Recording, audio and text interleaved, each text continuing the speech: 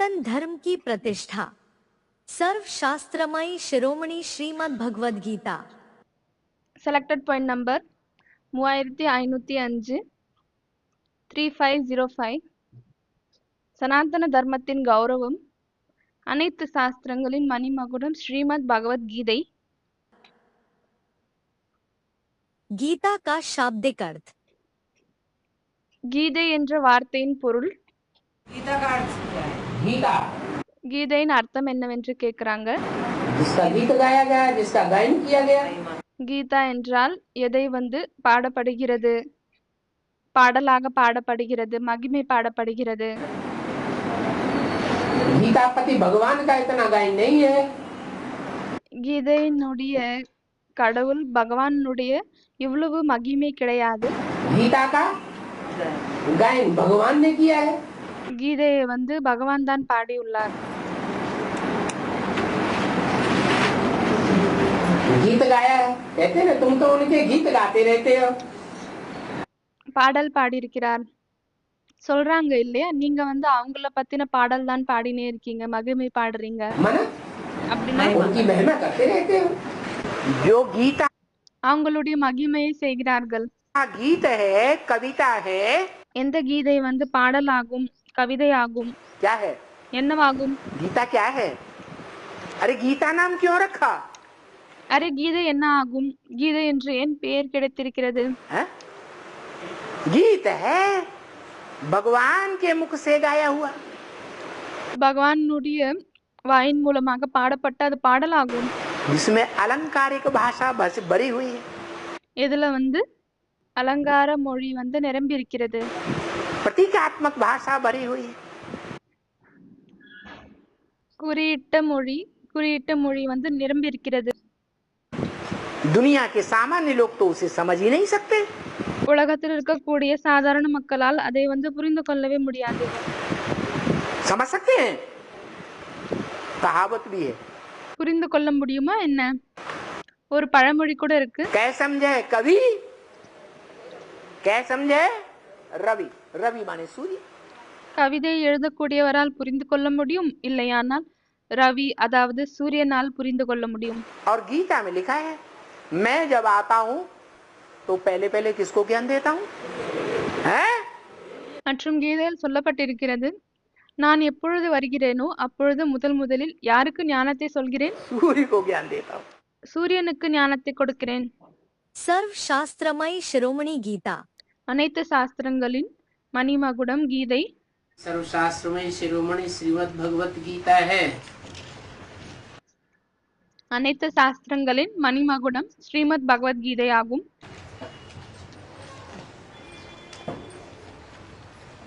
शिरोमणि अर्थात सिर के ऊपर रखने वाली मणि।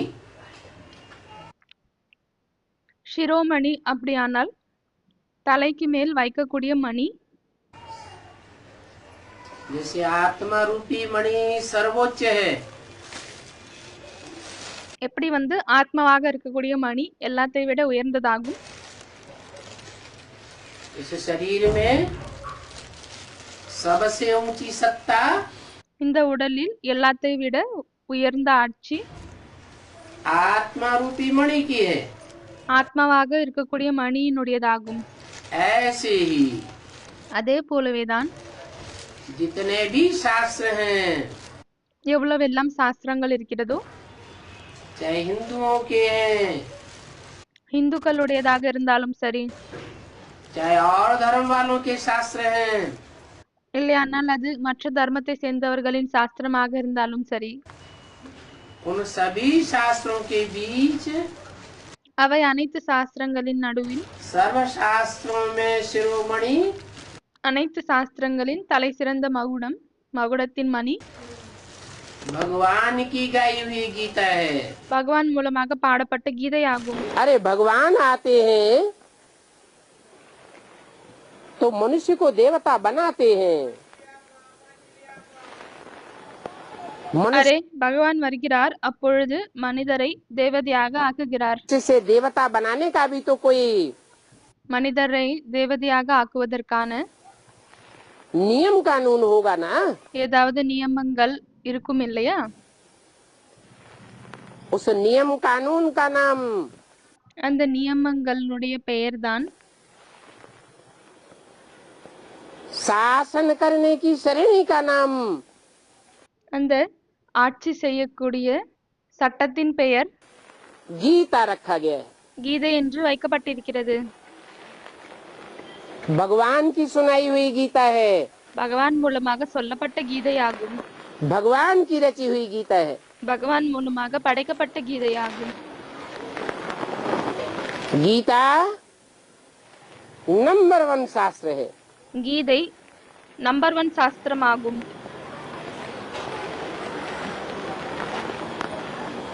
भगवान खुद बैठ करके शासन नहीं करते, பகவான் தானே அமர்ந்துவிட்டு ஆட்சி செய்வதில்லை. भगवान आकर के प्रवृत्ति मार्ग की रचना करते हैं। பகவான் வந்துவிட்டு இல்லற மார்க்கத்தை படைக்கிறார். सारी वसुधा ही एक कुटुंब बन जाती है। முழு உலகமும் ஒரு குடும்பமாகி விடுகிறது, परिवार बन जाती है। பரிவாரமாகி விடுகிறது. उस परिवार की पालना का काम அந்த குடும்பத்தினுடைய பராமரிப்பினுடைய வேலை गीता माता को सौंपा जाता है। கீதை அம்மாவிற்கு ஒப்படைக்கப்படுகிறது. गीता माता सारे विश्व रूपी परिवार की पालना करती है। கீதை அம்மா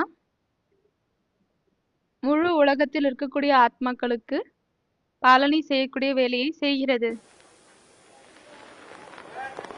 पूरे परिवार का शासन करती है। முழு குடும்பத்தின் ஆட்சி செய்கிறது.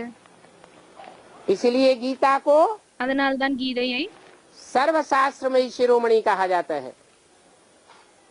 அனைத்து சாஸ்திரங்களின் மணிமகுடம் என்று சொல்லப்படுகிறது.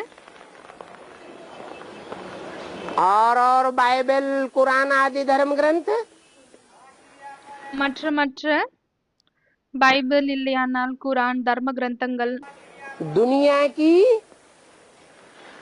लिमिट में आई हुई जनरेशन को कंट्रोल कर पाते हैं। உலகத்தில் லிமிட்டாக வந்திருக்கக்கூடிய மக்கள் தொகையை கண்ட்ரோல் செய்ய முடிகிறது. परंतु गीता तो सारे विश्व को कंट्रोल कर लेती है। ஆனால் கீதை வந்து முழு உலகத்தையும் கண்ட்ரோல் செய்து விடுகிறது. इसलिए सभी धर्म वाले गीता का प्रचार प्रसार करते हैं। அதனால்தான் அனைத்து தர்மத்தை சேர்ந்தவர்களும் கீதையை வந்து கீதையின் விளம்பரம் செய்கிறார்கள்.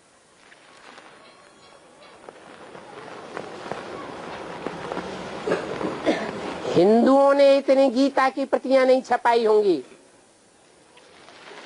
இந்துக்கள் வந்து கீதையின் இவ்வளவு காப்பியை வந்து பிரிண்ட் பண்ணல. उससे ज्यादा गीता की प्रतियां अंग्रेजी में अंग्रेजों ने छपाई है। ஆனால் அதைவிட அதிகமான எண்ணிக்கையில் ஆங்கிலேயர்கள் ஆங்கில மொழியில் பிரிண்ட் பண்ணிருக்காங்க.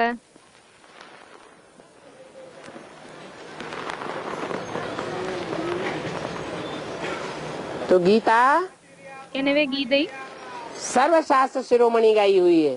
அனைத்து சாஸ்திரங்களின் மணிமகுடம் என்று பாடப்பட்டிருக்கிறது. सब शास्त्रों का माई बाप है। அனைத்து சாஸ்திரத்தின் அம்மா ஆகும், தாய் தந்தையாகும். बाप आते हैं तो ऐसी गीता माता का आकर के परिचय देते हैं। தந்தை வருகிறார், அப்பொழுது இப்படிப்பட்ட கீதை தாயினுடைய அறிமுகத்தை தருகிறார்.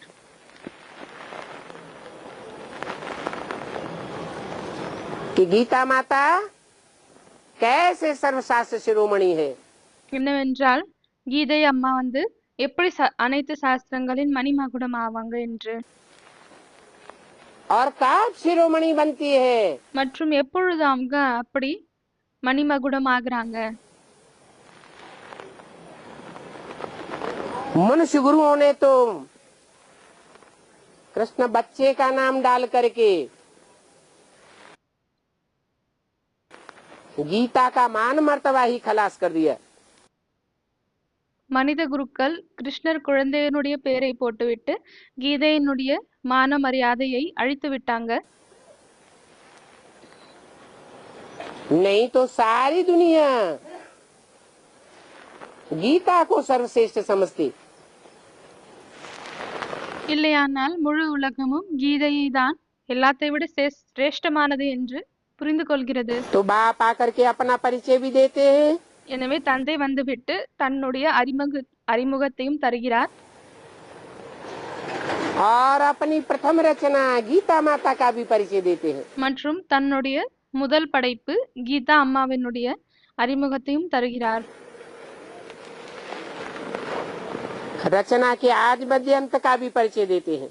படைப்பினுடைய ஆரம்பம் நடு மற்றும் கடைசியினுடைய அறிமுகத்தையும் தருகிறார். अब जानते हैं कि और धर्म और धर्मशास्त्र और उनके धर्म पिता அனைவரும் அறிவீர்கள் மற்ற தர்மங்கள் தர்ம சாஸ்திரங்கள் மற்றும் அவங்களுடைய தர்ம பிதாவை ये सब 2500 वर्ष की हिस्ट्री के अंदर आए हैं। இவர்கள் அனைவரும் 2500 வருடத்தினுடைய வரலாற்றுக்குள் வந்திருக்கிறார்கள். गीता के लिए तो लिखा है 5000 वर्ष पहले महाभारत युद्ध हुआ। கீதைக்காக எழுதப்பட்டிருக்கிறது 5000 வருடங்களுக்கு முன்னால் மகாபாரத யுத்தம் நடந்தது என்று. तो अगर उनकी बात मान भी ले, ஒருவேளை அவர்களுடைய விஷயத்தை ஏற்றுக்கொண்டால் भक्ति मार्ग वालों की, பக்தி மார்க்கத்தினுடைய விஷயங்களை ஒருவேளை ஏற்றுக்கொண்டாலும் तो पुराने से पुराना ग्रंथ कौन सा हुआ? எனவே பழையதிலும் பழைய கிரந்தம் என்னவாகியது? நூல் என்னவாகியது? गीता हुई, कुरान हुई, கீதை ஆகியதா, குரான் ஆகியதா, एंजल हुई ஏஞ்சல் ஆகியதா, या बाइबल हुई, இல்லையானால் பைபிள் ஆகியதா, या बौद्धियों का धर्म ग्रंथ हुआ? இல்லையானால் பௌதிகளின் தர்ம நூல் ஆகியதா? पुराने से पुराना ग्रंथ कौन हुआ? பழையதிலும் பழைய நூல் என்னவாகியது? गीता। கீதை सर्वशास्त्र शिरोमणि गीता है। அனைத்து சாஸ்திரங்களின் தலை சிறந்த மகுடம் கீதை ஆகும். दुनिया में जितनी भी धार्मिक पुस्तकें हैं, உலகத்தில் எவ்வளவெல்லாம் தர்ம புத்தகங்கள் இருக்கிறதோ उन पुस्तकों में அந்த புத்தகங்களில் सबसे जास्ती ज्ञान का भंडार गीता में है। எல்லாத்தை விட அதிகமாக ஞானத்தினுடைய பண்டாரம் கீதையில் இருக்கிறது. गीता की ढेर प्रतियां கீதையின் நிறையிலும் நிறைய காப்பி विश्व की भाषाओं में छपाई गई है। உலகத்தின் மொழிகளில் பிரிண்ட் பண்ணிருக்காங்க. शास्त्र में शिरोमणि श्रीमद् भगवत गीता, அனைத்து சாஸ்திரங்களின் மணிமகுடம் ஸ்ரீமத் பகவத்கீதை ये प्राचीन है ना, सबसे पुराना नंबर 1 शास्त्र। இது எல்லாத்தை விட பழைய நம்பர் 1 சாஸ்திரம் ஆகும் இல்லையா? तो उसको कहा ही जाता है माई बाप। அதனால்தான் அதை தாய் தந்தை என்று சொல்லப்படுகிறது. सब धर्म ग्रंथों का माई बाप। அனைத்து தர்ம கிரந்தங்களின் தாய் ஆகும். और धर्म तो बाद में आते हैं। அனைத்து தர்மங்கள் பின்னால் தான் வருகிறது. गीता है सबसे पुरानी। கீதை தான் எல்லாத்தை விட பழமையானதாகும். गीता माता कहा जाता है। கீதை அம்மா என்று சொல்லப்படுகிறது. कोई भी शास्त्रों को ऐसे माता नहीं कहा जाता। எந்த ஒரு சாஸ்திரத்தையும் இப்படி அம்மா என்று சொல்லப்படாது. भारत की प्राचीन समय की ये महिमा गाई जाती है। பாரதத்தின் பழங்காலத்தில் இப்படிப்பட்ட மகிமை என்று பாடப்படுகிறது. कि प्राचीन समय में गीता के भगवान ने ये राजयोग सिखलाया। என்னவென்றால் ஆரம்பத்தில் கீதையினுடைய பகவான் தான் இந்த ராஜயோகத்தை கற்பித்தார். गीता की लोकप्रियता கீதை மக்கள் நடுவில் மிகவும் பிரபலமாகிக் கொண்டே வருகிறது. सबसे पहले नंबर का शास्त्र है। எல்லாத்தை விட முதல் நம்பர் சாஸ்திரமாகும். कौन सा? எது? गीता। கீதை.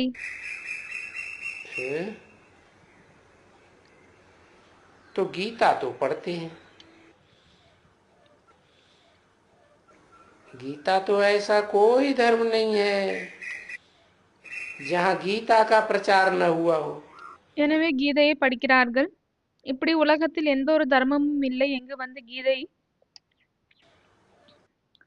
வந்து கீதையின் பிரச்சாரம் செய்யாத எந்த ஒரு தர்மமும் இல்லை. प्रचार हुआ है तब तो हर धर्म में எல்லா தர்மத்திலும் பிரசாரம் நடந்திருக்குது. அதனால தானே गीता की टीकाएं मिल रही हैं, கீதையின் व्याख्याएं मिल रही हैं उनकी भाषा में। கீதையின் விளக்கங்கள் எடிஷன் வந்து அவங்களுடைய மொழியில் கிடைக்கிறது. अगर प्रचार ही नहीं हुआ होता ஒருவேளை வந்து அப்படி விளம்பரமே செய்யப்படவில்லை என்றால் तो फिर उनकी भाषा में பிறகு அவங்களுடைய மொழியில் वो टीकाएं गीता की कैसे मिलती? கீதையினுடைய அந்த விளக்கம் எப்படி கிடைக்கிறது? इसका कारण क्या है? இதனுடைய காரணம் என்ன? वो दूसरे धर्म वाले हैं, இவர்கள் வந்து மற்ற தர்மத்தை சேர்ந்தவர்கள். वो तो अपने धर्म शास्त्र को मानते हैं, அவர்கள் வந்து தன்னுடைய தர்ம சாஸ்திரத்தை தான் ஏற்றுக்கொள்கிறார்கள். दूसरे का धर्म शास्त्र तो टच भी नहीं करते। फिर மற்றவர்களின் தர்ம சாஸ்திரத்தை தொடுவதே இல்லை. அப்படி இருக்கும் பொழுதும் ये जो गीता है उसका प्रचार उन धर्मों में कैसे हो गया? இந்த கீதை எது இருக்கிறதோ அது வந்து அந்த தர்மத்தில் எப்படி வந்து பிரசாரம் செய்யப்பட்டது? वो गीता भगवान का शास्त्र है, அந்த கீதை பகவானுடைய சாஸ்திரமாகும், शासन करने का विधान है। ஆட்சி செய்வதற்கான तो முறையாகும், जो उस गीता को पढ़ते हैं சட்டமாகும். எனவே அந்த கீதையை யார் படிக்கிறார்களோ वो देवी देवता सनातन धर्म के हैं, அவர்கள் தேவி தேவதை சனாதன தர்மத்தை சேர்ந்தவர்கள் ஆவார்கள். वो आत्माएं। அந்த ஆத்மாக்கள். तो गीता पढ़ते हैं जरूर हमारे धर्म के हैं। எனவே கீதை படிக்கிறார்கள் என்றால் கண்டிப்பாக நம்ம தர்மத்தை சேர்ந்தவர்கள் தான். तभी बाबा इशारा देते रहते हैं, அதனால்தான் பாபா சைகை கொடுத்து கொண்டே இருக்கிறார். भाई जाओ। போங்க சகோதரர்களே. गीता का बड़ा प्रभाव हुआ है संसार में, सब धर्मों के लोग உலகத்தில் கீதையினுடைய அதிகமாக பிரபாவம் ஏற்பட்டிருக்கிறது. அனைத்து தர்மத்தை சேர்ந்தவர்களும் गीता को महान ग्रंथ मानते हैं। கீதையை மகான் நூல் என்று கருதுகிறார்கள். सभी धर्म वालों ने அனைத்து தர்மத்தை சேர்ந்தவர்களும் अपनी अपनी भाषाओं में தன்னுடைய மொழியில் उसका अनुवाद करवाया हुआ है। அதை அந்த கீதை வந்து எல்லா தர்மத்திலும் அவங்களுடைய மொழிகளில் மொழிபெயர்க்கப்பட்டுள்ளது. सबसे जास्ती अनुवाद गीता का हुआ है। அதிகமாக கீதை தான் மொழிபெயர்க்கப்பட்டுள்ளது. शांति निकेतन टैगोर की गीता, சாந்தி நிகேதன் டேகோர்களுடைய கீதை. टैगोर को सब गुरु कहते हैं, டேகோரை அனைவரும் குரு என்று कहते हैं ना, சொல்றாங்க இல்லையா? क्योंकि गीता ஏனெனில் கீதை टैगोर की भी गीता बनी हुई है। டேகோர்னுடைய கீதையும் உருவாகி உள்ளது. टैगोर की गीता, गांधी जी की गीता, டேகோர்னுடைய கீதை, காந்தியினுடைய கீதை, காந்திஜியினுடைய கீதை.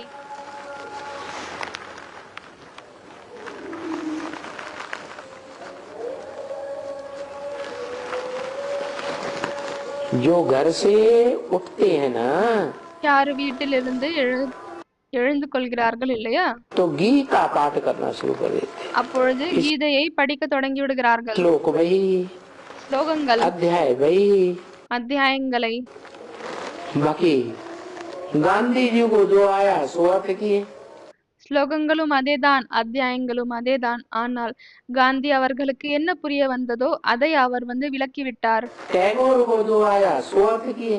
டேகோருக்கு என்ன புரிந்ததோ அதை அவர் வந்து விளக்கிவிட்டார். सो करते रहते हैं। இப்படிதான் செய்து கொண்டே இருக்கிறார்கள்.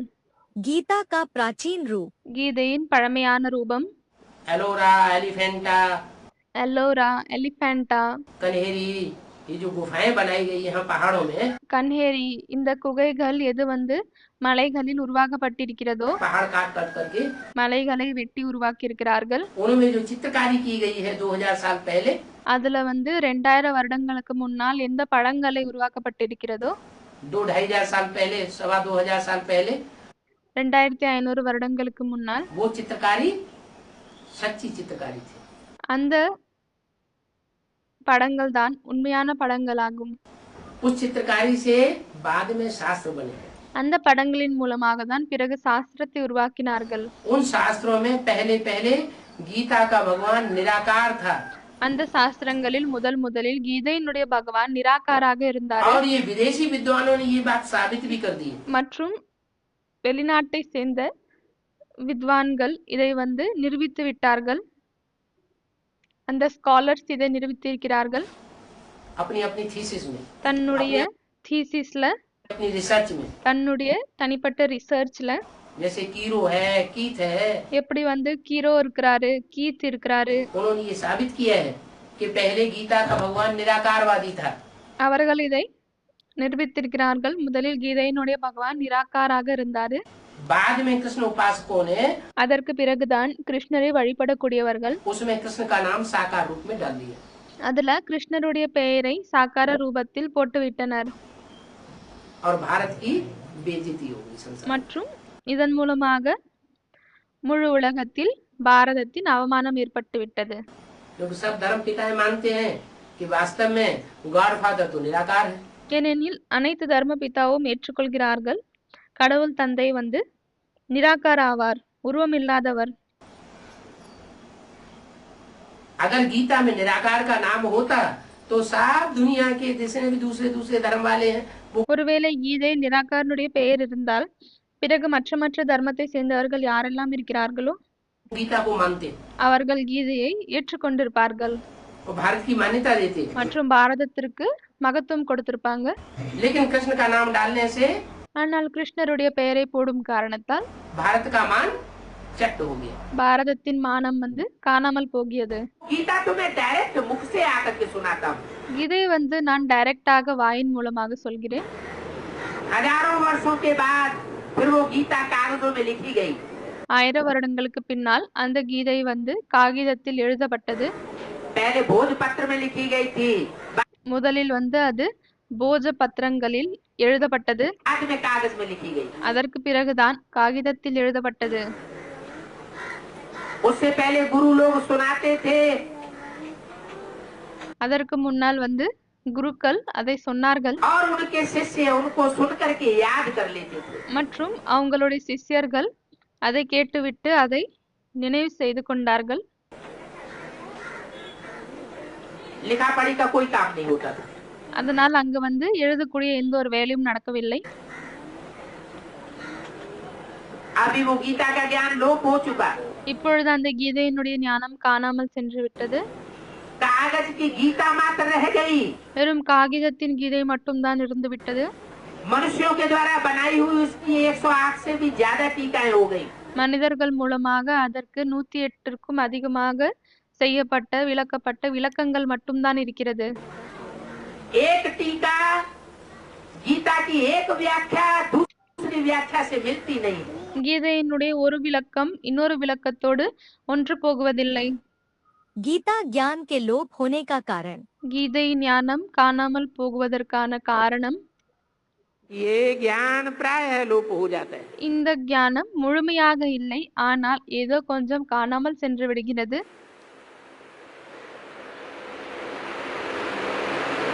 गीता में स्वयं ही ऐसा श्लोक आया हुआ है।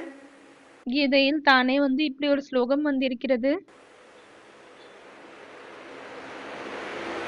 कि परंपरा से प्राप्त यह राजयोग का ज्ञान लोप हो गया। என்னவென்றால் பரம்பரையாக பெறப்பட்ட இந்த ராஜயோகத்தின் ஞானம் நீக்கப்பட்டது, காணாமல் சென்று விட்டது. क्योंकि बाद में तो इस ज्ञान की जरूरत ही नहीं रहती है। ஏனெனில் அதற்கு பிறகு இந்த கீதையினுடைய ஞானத்தின் அவசியமே இல்லை. क्योंकि ज्ञान का फल, जानकारी का फल, ஏனெனில் ஞானத்தின் பலன், தெரிந்து கொள்வதற்கான பலன், पहचान का फल भगवान मिल जाता है। அறிமுகத்தின் பலன் பகவான் கிடைத்து விடுகிறார். और भगवान मनुष्य से देवता बना देते हैं। மற்றும் பகவான் மனிதர்களை தேவதையாக்கி விடுகிறார். फिर ज्ञान की क्या दरकार? பிறகு ஞானத்தின் என்ன அவசியம் உள்ளது? इस ज्ञान के पीछे जरूरत ही नहीं रहती है, பிறகு இந்த ஞானத்திற்கு அவசியமே இல்லை. क्योंकि ज्ञान ही मनुष्य को देवता बनाने का है। ஏனெனில் இந்த ஞானமே மனிதர்களை தேவதையாக்கக்கூடியதாகும். सतयुग में तो सभी हैं देवताएं, மற்றும் சத்தியுகத்தில் அனைவருமே தேவதைகள் फिर தான். और बाकी क्या बनना है? அதை தவிர வேற என்ன ஆகணும் இன்னும்? इसलिए அதனால்தான் सतयुग में फिर ज्ञान होता ही नहीं है। சத்தியுகத்தில் பிறகு ஞானமே இருப்பதில்லை. गीता की टीकाएं। கீதையின் விளக்கங்கள். एक गीता के ऊपर ही कितने नाम रख दिए हैं। ஒரு கீதையின் மீது எவ்வளவு பெயர்களை வைத்து விட்டார்கள். गांधी गीता, टैगोर गीता, காந்தி கீதை, டேகோர் கீதை, रामानुज गीता, ராமானுஜ கீதை, शंकराचार्य गीता, ढेर के ढेर नाम। சங்கராச்சாரியர் கீதை, நிறைய பெயர் வைத்து விட்டனர். अब गीता को इतने ढेर मनुष्य क्यों पढ़ते हैं? அரே கீதையை இப்பொழுது இவ்வளவு நிறைய மனிதர்கள் ஏன் படிக்கிறார்கள்? पढ़ते तो हैं परंतु समझते तो कुछ भी नहीं। படிக்கிறார்கள் தான், ஆனால் எதுவுமே புரிந்து கொள்வதில்லை. अध्याय वही है, அதே அத்தியாயங்கள் தான், श्लोक वही है, அதே ஸ்லோகங்கள் தான் உள்ளது. उन श्लोकों को उठा उठा करके अपने अपने अर्थ करते हैं। ஆனால் அந்த ஸ்லோகங்களை எடுத்துக்கொண்டு தன்னுடைய விளக்கங்களை கொடுக்கிறார்கள். अब वो अर्थ तो सभी मनुष्यों के अपने बनाए हुए ना। எனவே அந்த அர்த்தங்கள் எல்லாம் மனிதர்கள் மூலமாக உருவாக்கியதாகும் இல்லையா? भगवान ने तो नहीं बताया। பகவான் வந்து அதை சொல்லவில்லை. गीता पढ़ने से ही दुनिया का कल्याण हुआ होता। ஒருவேளை அந்த கீதையை படிக்கும் காரணத்தால் தான் உலகத்தின் நன்மை ஏற்பட்டிருந்தால் दुनिया में गीता की टीकाएं, टिप्पणियां और पुस्तकें तो बढ़ती जा रही हैं। எனவே அதனுடைய நிறைய விளக்கங்கள், புத்தகங்கள் வந்து அதிகரித்து கொண்டே செல்கிறது. ढेर सारी टीकाएं हो गई, ढेर सारी पुस्तकें हो गई, நிறைய விளக்கங்கள் விளக்கிவிட்டனர் மற்றும் நிறைய புத்தகங்கள் உருவாகி விட்டன. लेकिन दुनिया ஆனால் உலகம் नीचे गिरती जा रही है। क्यों नीचे இன்னுமே கீழே விழுந்து கொண்டே செல்கிறது? गिरती जा रही है? ஏன் கீழே விழுந்து கொண்டே செல்கிறது? क्योंकि पढ़ाने वाले जो गुरु लोग हैं वो ஏனெனில் படிப்பிக்கக்கூடிய எந்த குருக்கள் இருக்கிறார்களோ मनुष्य गुरु। அவர்கள் மனித குருக்கள் ஆவார்கள். गीता में कृष्ण का नाम डालने से கீதையில் கிருஷ்ணருடைய பெயரை போடும் காரணத்தால் गीता की सारी महिमा खत्म कर दी है। கீதையின் அனைத்து மகிமையையும் முடித்து விட்டனர். और गीताएं भी फिर अनेक प्रकार की बनाई दी हैं। மற்றும் கீதையை கூட நிறைய விதமாக உருவாக்கி விட்டனர்.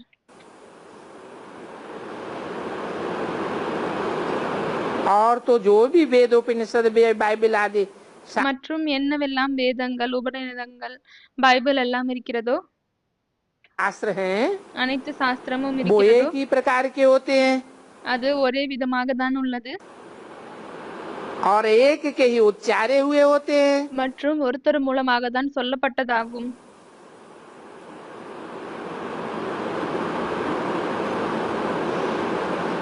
तो गीता भी एक ही प्रकार की होगी ना। எனவே கீதையும் கூட ஒரே விதமாக தானே இருக்கும்.